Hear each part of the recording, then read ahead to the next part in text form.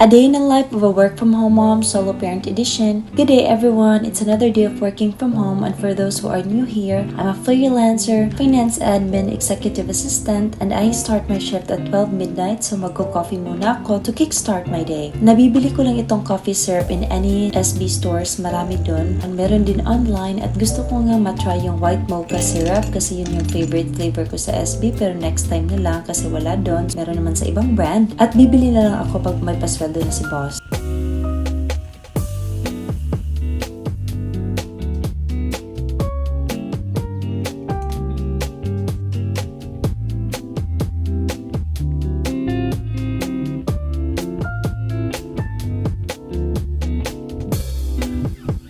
Today is the day na may farewell party sila Jeff sa school, so hindi na siya nag-uniform at pinagluto ko na lang siya ng breakfast at hinatid ko na siya after. Sabi niya dapat magdala daw siya ng food, pero sabi ko hindi ko na kaya magluto kasi mga 10 AM daw magsa-start yung kainan nila, so I just took a nap after my shift and ordered a pizza, at bumili na rin ako ng para sa akin kasi si Jeff doon na magla-lunch with his classmates sa school. At yun nga, hinatid ko na yung pizza sa school niya, tapos nag-nap na naman ako ulit, and nung lunchtime na ay malamig na yung pizza ko, kaya I just reheated it na lang.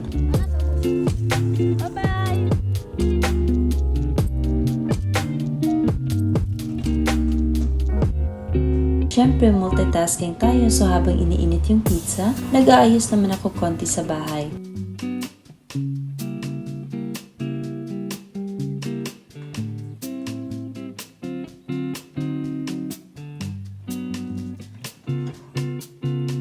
Pinaka na yung pizza ko kasi kumain na ako ng isang slice kanina. At yun, nag-lunch na nga lang ako mag-isa kasi late na uuwi si Jeff. Kapag ako lang isa kumakain, hindi nga ako ganado kahit gaano pa kasarap ang ulam. Kaya gusto ko may kasama ako palagi. Pero okay na rin, parang diet secret ko na rin yun. Nag-rest lang ako saglit and then cleaned the house. This is also the advantage na maliit lang yung bahay kasi less time consuming siya to clean my space at madali ko lang matapos. That way, you have more time to do other stuff. At dahil may time pa ako, I went ahead and folded the clothes na nilabhan ko 4 years ago. 4 days ago di ay. Ang tagal ko nakapagtupi ng damit kasi marami akong lakad the past few days at kaging na siya sa labas.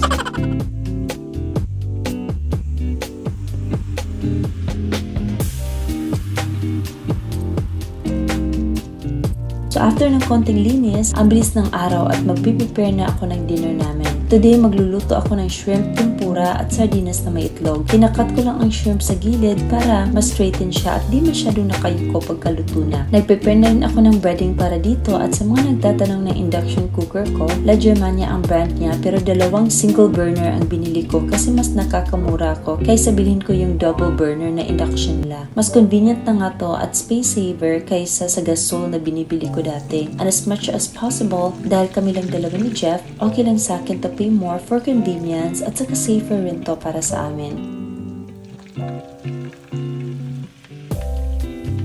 After ko magluto ng shrimp tempura ay nagluto rin ako ng sardinas with itlog kasi na-miss ko to.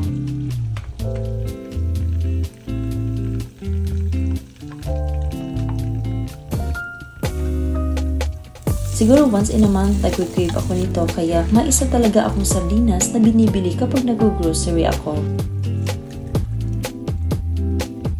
Nung maluto na siya ay hinanda ko na ang hapunan namin at gumawa na rin ako ng sauce na ketchup, mayo at sriracha.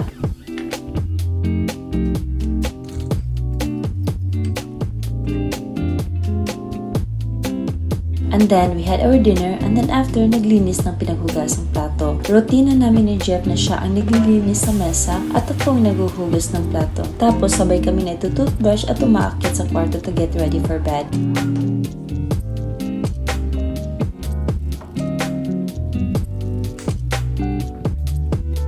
So after niya, nag-night skincare routine lang ako ng toner, moisturizer, at lip balm. And then, natulog ako ng 4 more hours para work na naman later. And thank you so much for watching. Bye!